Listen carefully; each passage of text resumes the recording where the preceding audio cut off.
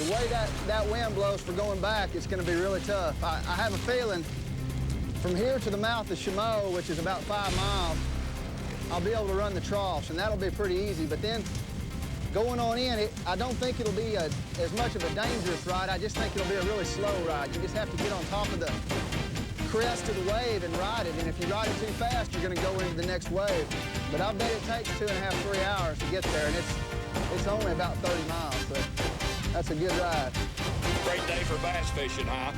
We're on Tibbetts Point off Lake Ontario, the 3rd day of the New York Invitational Bass Tournament, and someplace out there in those 5- and 6-foot rollers is Clark Wendelin. He was yesterday's tournament leader. We know he has fish in the live well. The question is, can he make it back? He's allowed 3 hours in these rough seas, and let me tell you, a professional bass fisherman is no easy job.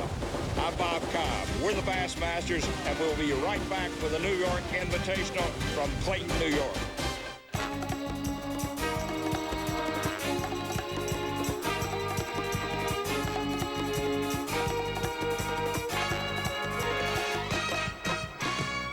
The St. Lawrence River at Clayton, New York, the launch point for the Bassmaster New York Invitational Tournament.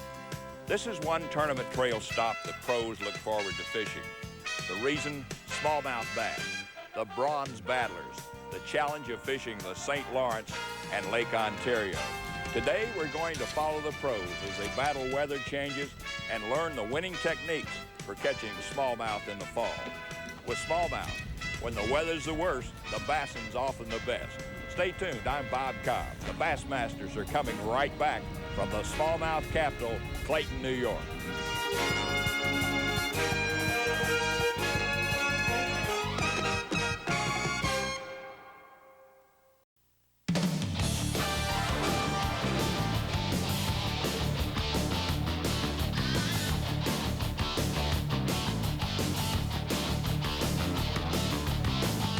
Bassmaster Tournament Trail returns to Clayton, New York, and the magical Thousand Islands area on the U.S.-Canadian border. Mid-September, a time when the smallmouth bass turn on, and 15-pound 5-bass daily tournament limits are expected.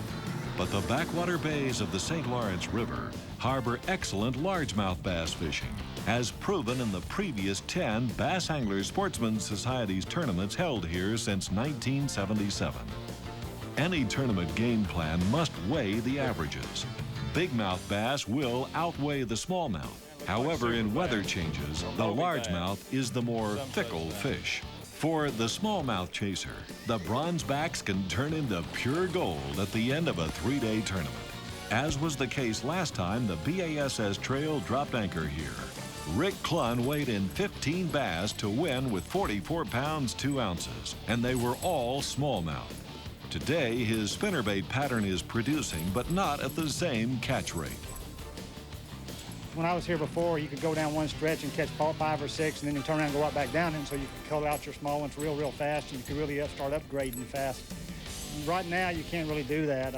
It takes time to catch them, you know, and it took me, up to 12 o'clock to even catch my limit today. For sure, the weatherman can bear bad news for the smallmouth anglers, too. The worst possible forecast is for strong winds, northwest direction. This means the run from Clayton toward the mouth of the St. Lawrence and into Lake Ontario will be a let's make that back-breaking trip. But if you've located schools of smallmouth feeding on alewives on the rocky shoals and rock piles in places like Chameau Bay, that's where the pros go, even when the waves and rollers reach 6 to 8 feet. Knowing how to run a bass boat in rough seas is something that Michigan's Kevin Van Dam has perfected. He's grown up fishing the big waters of the Great Lakes. The real key to running a boat in rough water is just being real patient and taking your time. You can't run around with your nose trimmed down like if you're going to go across boat wakes and that, because you'll just go right through those big waves. The way I like to drive big waves is I just analyze the direction they're coming from and try never to go directly into them. I like to tack back and forth, much like a sailor would. Just hit them at a quartering angle And just take your time, use the trim a little bit, get the bow up, try to look far out in front of the boat, you know, 50, 75 yards, and look for those bigger little groups of waves so you can avoid them. I like to steer around them. If I want to go around some waves, I'll just drive down a trough and get around 2 or 3 big ones, and then I'll, tack back into the waves and just kind of, quarter and angle them. If you just take your time, you're going to keep a lot drier and you're going to be a lot safer. The former Bass Angler of the Year knows smallmouth bass, too. How Kevin works a suspending bomber long a sinking jerkbait over scattered milfoil grass on rocky shoals, will be a key to his success in this tournament. You Bassmasters at home might want to file Kevin's tournament tactic away for future use. This is a special lure that I designed for bomber that works really good on these smallmouth. It's a suspending Pro Autograph Series long A, and the real key to it is the internal weight system in it. That it makes it neutral buoyant, but the bait itself, because it's weighted over the whole body of the lure, it really has a lot of side-to-side action. And when you jerk it, it really moves a lot, almost like a Zara spook. And for smallmouth, that's the most important thing, is to give it a real erratic action. When you're going to work a jerkbait, the key thing to remember is after you jerk it a couple of times, make sure that there's slack in the line. That allows the bait to pause out there in the water, and it's that real stop-and-go erratic action that triggers these smallmouth to bite. Just get that rod tip pointing back at the lure and throw that slack in the line. And you notice how hard I'm jerking it. The harder you jerk it, the more that bait's going to dance back and forth, and that's what it takes to get those fish to come out of deep water to come up and hit that lure. Water conditions are extremely clear in the St. Lawrence River and the bays off Lake Ontario. With the lack of turbidity, the grass lines have moved out deeper. Credit the influx of a tiny shellfish, the zebra mussel, with its filtering out the plankton in the water that normally makes it murky. Among fishery folks, the jury is still divided as to the zebra mussel's long-term effect on the food chain in the Great Lakes. But Bassmasters at the New York Eastern Invitational, such as Shaw Grigsby of Florida, a noted sight fishing expert, had praise for the clear water visibility. The whole time we've been here, we've been waiting for it to get calm to where I could see fish. I mean, that's all I've been doing. I said, let me see the fish one day. I'm loving life, I'm telling you that. Yesterday, the first round of the tournament, wind and overcast conditions had the smallmouth active and feeding on rocky, shallow shoals. Shaw and his partner, Terry Boyd of Ohio, have adjusted to today's calm bluebird weather.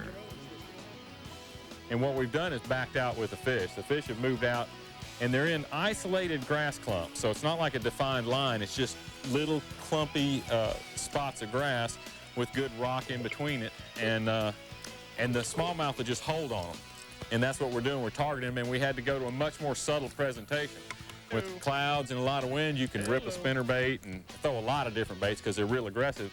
But when they slow down like this and it gets, like I said, that high pressure, you need to more finesse them. So a grub would be a good choice and a jerk bait. And we're using suspending jerk baits, and they just barely float, and the fish are just swimming up on them and sucking them down. There he is. Oh, there's 4, 5, 6 of them. Stop and get again. Oh, my goodness. There's a dozen of them in there. There's a big one on mine. Get your grub, get the grub, get the grub, get the grub. There's a big one on mine. Right there. See my flash? Drop it. There was a good one on it right there. Okay. That'll cull one of those little ones real easy, I think. But that was a 3-pounder with him right there. Man, when you pulled up, you had. Is that a good one? Stay tuned. The Bassmasters are coming right back with more tips and tactics from the pros on how to catch smallmouth bass.